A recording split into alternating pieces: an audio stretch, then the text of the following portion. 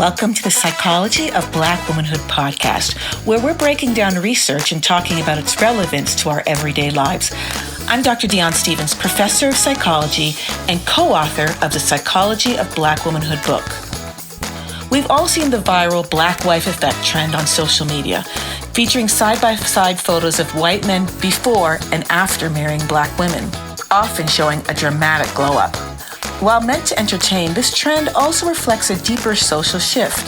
The number of Black women entering interracial relationships has increased.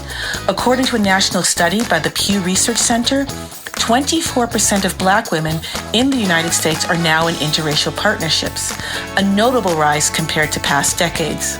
Despite these trends, Black women in interracial relationships, particularly with white men, often find themselves navigating a minefield of social complexities. To get into the research examining these phenomena, we're talking with the University of Georgia Assistant Professor of Sociology, Dr. Vanessa Gonlin, a widely published expert on this topic. Her areas of expertise include racial identities, colorism, and interracial relationships. An award-winning educator, Dr. Gonlin teaches race and ethnicity in America and colorism and hairism in communities of color at UGA. Today, she's discussing her research specifically exploring Black women's experiences in intimate relationships with white men. We have Serena Williams and her hubby Alex, of course, Harry and Meghan Markle. Most recently, there's been this viral Black wife effect, which is showing a white man glow up after they get a Black wife.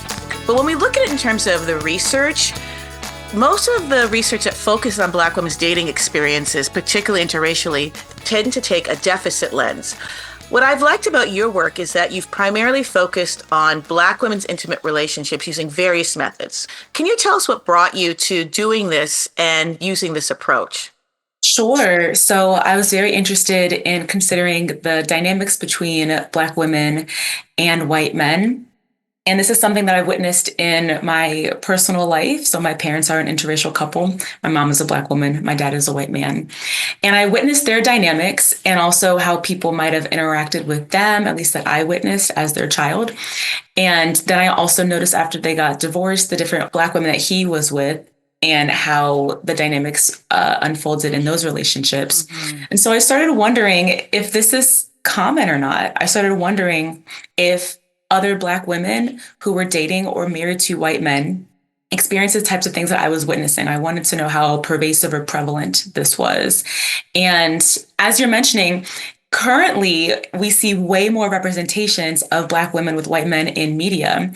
But I do think that's a more current phenomenon. I remember having seen more dynamics of Black men with white women. Right. And that's not to say that Black men don't go through things or white women don't go through things, because I think that they do in these relationships. But I believe that there is a great underrepresentation of Black women with white men portrayed in the media. Mm-hmm. And then when I started looking at the statistics, then I saw this was also represented in our statistics. So even though Black women and Black men tend to say pretty even amounts of their openness, their willingness to date white people, etc., there still tends to be twice as many Black men with white women versus Black women with white men. And that's related to a lot of things. That's related to access and class and education and socioeconomic status, etc. And I also think it's related to willingness or openness to dating Black men versus openness and willingness to dating Black women. So I do think that this media shift might lead us to also see a change in the statistics. Mm-hmm. And like we have, as you said, like this like glow up of this idea that white men glow up after being with Black women. So I'm not sure how our social media will then reflect our actual interpersonal dynamics. I think it's so important going back to the idea of doing me search. We hear that we're not supposed to do me search. I know. As Black women, though, we kind of have to, because there's so little work about ourselves from our perspectives that really give the accurate view of Black women's lived experiences, or anybody's lived experience, particularly that's outside the majority group who shapes most of the research. So when you're looking at your experience growing up, like with your parents, how do you see what you witnessed reflected in your own research findings? Yeah, it's super interesting because, as you say, so often we're told not to do me search, and that's seen as a bad thing because it's constructed or perceived as not objective or like only mattering to the people who are engaged in it. Right. And that's super frustrating because I would argue that none of our research is objective. We always bring our experiences, perceptions, ideas, ideals into the analysis, into the questions that we ask and the way that we understand the data around us. And so I actually think that my specific experiences allowed me to connect with my interviewees in a different way. Right. So being able to say, like super early in the interview before I started interviewing them, I was just giving a little background of myself and what got me into this research. So doing that and letting them know as I'm talking to my Black women interviewees, letting them know that my mom is a Black woman, my dad is a white man. Mm-hmm. I could literally visibly see so many women relax, hear them sigh. Some women explicitly stated how impactful it was to know that the person who was asking them these questions was someone who they felt wouldn't judge them because it was someone who had witnessed this dynamic and had people who were close to them and loved them be the one who's conducting this research. And so in addition to pushing against the idea that we shouldn't do research, I would also add that our specific lived dynamics and experiences can add so much to the work that we do, to the questions we ask, and also to the way that our participants or interviewees interact with us and the things that they choose to share that they might not have chosen to share if they didn't feel like their words or experiences would be understood or honored. You talked about how the participants relaxed and took a breath. Your research shows it's a very different dynamic about Black women dating white men versus Black men dating white women. Can you dive into that for us? I mean, honestly, I had a number of Black women that I interviewed explicitly talk about how they felt that the dynamic of them with white men was very different than the dynamic of Black men with white women. Now, I think Black men would disagree, but I didn't interview them. So I talked to Black women about their experiences, right? And Black women said, y'all do this all the time. We can name so many different celebrities. I mean, you named a bunch at the beginning of this interview for Black women with white men. But again, I think that those are more recent, Right. At least in our like mainstream media understandings. Right. Whereas a number of Black women would say, well, Black men have been doing this all the time. Or they would say, I wanted to be with a Black man, but they rejected me. So who am I supposed to be with? Right. Or they would say, well, I'm in these high socioeconomic status, high education areas, and we know that there's little representation of Black people in general as you get higher up in academia. And there's also a disparity in terms of Black women and Black men who are in these academic spaces. And so if I'm talking to women who are master's degree students, PhD students, or have earned their PhDs or master's degrees and are like in their profession, then the number of Black men around them starts to get smaller. So they started thinking like, well, if I'm looking for someone who's at my similar level in terms of income, education, or just people who are literally working around me, or are living around me if they might be living in super white spaces, then the number of Black men available gets smaller. But they did talk about, so many of the interviews, the Black women I interviewed did talk about feeling like when they were with white men, then it was perceived differently by their parents, maybe sometimes by their friends, although they felt often that their friends were more supportive than parents. But they also talked a lot about how Black men they felt, judge them for being with white men, even though they were like, but you've been with white women, so how can you say this to me? Right. Why do you think that there's this resistance within Black spaces towards Black women potentially dating white men? And it's so unique for Black women that we're not seeing this with Hispanic women or Asian women or white women have expressing the same concerns. Yeah, I do agree that the conversations around this dynamic is often specifically with Black women and white men. There's a different conversation with Black women in interracial relationships with other men of color because there's different histories there. And a lot of the women I interviewed explicitly stated that the history of enslavement in the US is brought into our contemporary conversations. Right. And I specifically remember one interviewee saying she felt like she was reproducing the rape of her ancestors. that's not something that only she felt. And I think it wasn't just like women feel this and take this on. It's also something that's told to us. So I have another interviewee who said she was like out dancing and she was with a group of friends and there was a white man next to her. And she was like, I wasn't even dating this white man. We were just out together. And a black man approaches her and wants to dance with her and she declines. He looks and thinks that she's with the white man next to her. And so then he like whispers in her ear, they used to rape us. They used to rape our women. Mm-hmm. And she's like, first of all, I don't know you. Second of all, I'm not even with him. So what would you say? Like Mm-hmm. you're doing this because you think I'm with him, but I'm not. So what would my experience be like if I actually was with a white man, which she later was, which is why I interviewed her. But she was saying this random person that she's never met before had the audacity to tell her something that was intended to make her not want to be with that white guy or feel shame, Right. ancestral shame for potentially being with someone white. And she was like, I'm not with him. I'm just not interested in you. So there were a number of women who explicitly talked about the history of rape, sexual assault, slavery, as to why people around them would feel differently about their dynamics versus that of Black men with white women. I like how you use that term ancestral shame. So, how do Black women in interracial relationships negotiate that? It's such a good question because on the one hand, we often do take on like everything from our ancestors, which is can be good and bad. We take on all of that.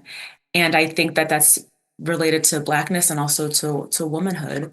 And I believe that a lot of the people, at least the families who say things like, we want you to not be with the white man out of safety, I think are coming from a place of protectiveness and love. And so I think that that's also a dynamic to talk about. The random guy talking to her is not coming from a place of love. But if it's your family or people close to you who do love you and want you to be safe, then they'll bring this conversation and be like, can we trust him? We want what's best for you. So Mhm. I think it's very difficult then to be like, well, my family who loves me is wanting me to be safe, wanting to protect me. So how do I navigate this? How do I enter these spaces? And I think that's where we also get into conversations of racial pride, because if the conversation is tied to slavery Mhm. and everything that we've had to endure and overcome, then how could you, in this contemporary moment and space of time of so much liberation, how could you choose to then be with someone who previously had enslaved us and harmed us physically, emotionally, all of that? I had one interviewee literally say, I am not responsible for what happened in the past. That did happen, but I cannot live my life out of fear that people around me Mhm. will judge me for that. That happened then. That this man I'm with right now didn't do those things. Mhm. So don't hold us accountable to that. And I think that there's something to be said for that. And I also think that our past is our past and is connected to our present. So when we're thinking about racial pride, when this came up, most often it would be my interviewees talking to their Black women friends, which is actually interesting. I think when it was women's family or Black men that they were talking to, then they would bring up, like, as I mentioned, rape and slavery. But when they were talking to Black women tended to be more supportive of these relationships. But when they weren't, or when they were supportive but had something else to say about it, it would be related to racial pride. It would be something like, well, I love being Black. And so therefore, I would only be with a Black man. Mm. And so they weren't necessarily saying anything against the relationship, but my interviewees would be like, so are you saying that being Black equals being with a Black man? And if I'm not loving a Black man, then that means I don't love Blackness. I don't love myself. So I feel like those conversations came up sometimes with friends. And that was something that Black women would have to navigate, especially because it was maybe more of a insidious, less like in your face, less overt Mhm. type of comment. Were there other within group factors that you think play into how Black women negotiate being in an interracial relationship? Yeah, absolutely. So important to also think about within group differences. So, one of my papers, which was co authored with a grad student, Destiny Hannon, we did that paper focusing on age and we dove into experiences of older Black women. So, we wanted to consider the experiences of women who had lived through time periods where interracial relationships were not as common. It wasn't that far away from Loving versus Virginia, where they might have literally lived in a time period in this country where it was against the law to have any type of relationship with a white man. And so we felt like that would be a very different dynamic than women who were maybe in their 20s or 30s. I interviewed and talked to a number of Black women across the US, across different age ranges with different immigrant statuses for sure. And so the paper that focuses on age, it's so interesting because at the point that I was talking to women, of course, they're older. When they were reflecting back on their time, then they would talk about when they were younger women, and then they would also talk about how they are right now. It was actually very beautiful to see and to hear that the older Black women I talked to were very calm, comfortable within themselves. And they were like, I'm with who I'm with right now. And maybe when I was younger, I didn't have that same confidence within myself, that same assuredness within myself, but I do now. And so if someone wants to say something about it, I don't really care as much because this person loves me and I love them and they support me. And this is what I want for myself. So it was really nice to see so many different older women say, at this point in time, I'm very comfortable with this dynamic and I'm not worried about it. But they certainly talked about the past and when they were younger, the in-laws and would be sometimes overt in the racism against them and talk about the things that happened when they were younger. And they would distinguish that from their experiences now.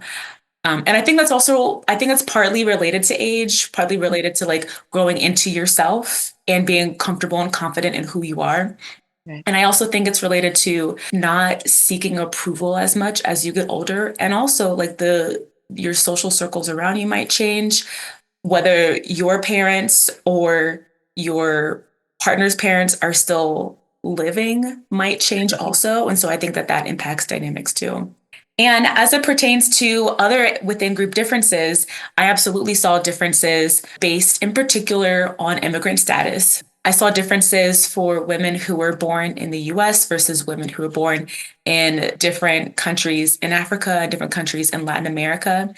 And I will also say that some women felt comfortable saying, for example, that they were from West Africa, but didn't feel comfortable saying the exact country that they were from. And so that's also why I'm framing it as broad. I just want to be clear because I do think that country of origin matters very much. Of course. And I also want to protect my interviewees' identities and honor their request to make it broad too.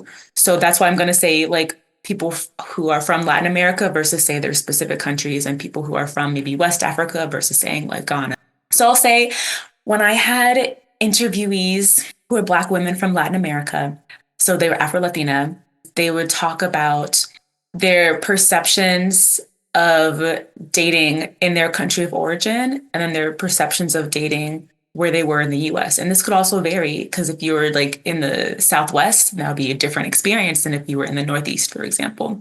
So they would talk about their immigrant experience in the US context and say the things that they were learning about how people perceive them. So for my Black women interviewees who are from Latin America, often they were most concerned about being fetishized. Right. They tended to be worried. I'm Latina, so there's all these ideas about like a spicy, hypersexualized Latina. Black women are also very hypersexualized. So they were like, some people see me and are like, oh, she's both, then they might want me for the wrong reasons. Right. And so there were women who were afraid about being fetishized, objectified, exoticized, especially because they were also immigrant women. There was concern that if they were on dating websites and their profile comes up and someone sees that they are Afro-Latina and an immigrant, that they might not have the best intentions. And so there was a lot of trying to decipher who is genuinely interested in me or not. And am I assuming that someone is going to objectify me or exoticize me or fetishize me when they're not? And so I had some women be pleasantly surprised to find that white men might be interested in them for who they are rather than trying to fetishize them. But that was a main theme, I would say, for my interviewees who were Black women from different Latin American countries. And then for my Black women who were from, I think in particular, West African countries, The biggest thing that stands out to me was the differences in their perception, at least, of how their family received this information, because there's a different history. Right. So with Black American women, oftentimes their families were like, absolutely not. We didn't go through all this just for my daughter to be with a white man. And that was very different for my Black women interviewees who were from West African countries. Their families tended to be excited that she was with a white man. Wow. You know, we have this idea of interracial relationships as part of assimilation. Actually, the theory of assimilation postulates that interracial relationships are one step towards assimilation. Right. And so for some women whose families were like seeing this as a step toward assimilation, they might have thought this is a good thing because it means that my daughter is being included. It means that maybe there's less barriers against her. So they were seeing it as potentially a very good thing, a very positive thing. Mm-hmm. I also had some interviewees bring up religion. And so some women would say, well, we're both Christian, and that's the biggest thing. I would specifically, I'm thinking about it for my West African immigrant interviewees, because this would come up often. So what were some of the things that Black women you found went in thinking about their potential partners or their eventual partners, the white men, in your study? Some Black women did have perceptions of white men as being high income earners.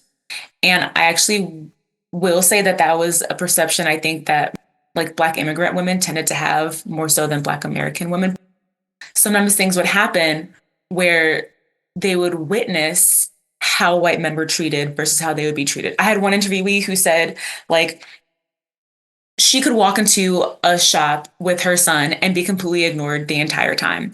And then she would walk in with her white male partner, and suddenly people were very friendly, wanted to help, started asking them, oh, like, what's your budget? Like assume that they could afford it. White male privilege was something that some Black women expected. And then sometimes were surprised that they didn't actually see that to be the case. And there were also some Black women who were not expecting that at all, weren't with him for any type of income related anything, and then were surprised to witness the dynamic of his privilege literally right, like playing out in front of her. I think that some women were surprised by the response outside of them to their relationship. So there's dynamics within a relationship, but then there's also dynamics outside of the relationship that can, I think, impact that dynamic. And some women were surprised that there were Black men who were very vocally against the dynamic, but there are also white women who were vocally against the dynamic. Mm. And it was interesting to hear the different trends. So often when it was white women who were unsupportive of the relationship, they were white women who had previously been married to or in a relationship with that man, or they were like the mothers of the white man. So a very close relationship. For example, if it was a white woman who was an ex, then she could say, well, you can't see our kids if you still see that N-word. Right. And like work to withhold things from him. And they were also surprised that when it was Black men, it was more likely to be strangers, like people that they didn't even know, who felt comfortable or compelled to say something to them. So like it could happen within their friend group and with their families, but it could also be Black men who were literally just on the street. That's where the paper title, Come Back Home, Sister, comes from. It was what a Black man said to a Black woman and her white male partner. So how did Black women negotiate these things with their partner? What about with their partner, discussing race within the relationship? Such a good question. And that's a paper that I currently have under review. So I'm fingers crossed for that. I hope it comes out soon. I'd be super happy to share it. Mm-hmm. Gendered racism could also come up in the relationship. Right. So in addition to what she's navigating outside of the relationship, sometimes Black women would come home to very loving, supportive, amazing partners. And other times, the partner that they came home to would be dismissive of gendered racism that she might have experienced in the workplace. If they had a partner who believed them and who stood up for them, then oftentimes my interviewees would feel supported in that relationship. And if they didn't have that, then it would be difficult to maintain a healthy, supportive relationship. How do you think interracial relationships that Black women are entering, particularly with white men, how do you think that's shaping conversations moving forward? I'm not sure, because I think that even when we have these conversations, there's so much underlying it, right? Like even we were just talking about this idea that perhaps if a immigrant woman is with a white man, then his whiteness is associated with Americanness, with like US Americanness, right? And so if that's underlying this idea of race, and Right. people would like to be included into US society, then I think it's very difficult to unpack all these things. I think that there's a lot of nuance, and I do think that there's greater representation of Black women with white men. Mhm. However, my interviewees look at these dynamics and are very aware of how people respond to women in the limelight. I had one woman who specifically mentioned Serena and was like, look, like Serena is literally the greatest of all time. Mhm. And she's with a white man. And then we can see how people talk about Serena. We also saw what happened with Justice Ketanji Brown Jackson, Mhm. and she's married to a white man, and people question why she's with the white man, and will she actually be supportive of the Black community if she's with the white man? Right. So yes, we have more representation, and I do think that matters. And I also think that women are watching how these celebrities are treated and saying, this might be how I might be treated. Right. What's next? What gaps are you planning to fill? I know you talked about some of your upcoming articles, which we're looking forward to, but what do you think is the next step towards this work for yourself? Yes, thank you so much. And I do look forward to considering different regional differences for my interviewees. I do look forward to writing more about different immigrant experiences that I think are so important to disentangle from the experiences of Black American women.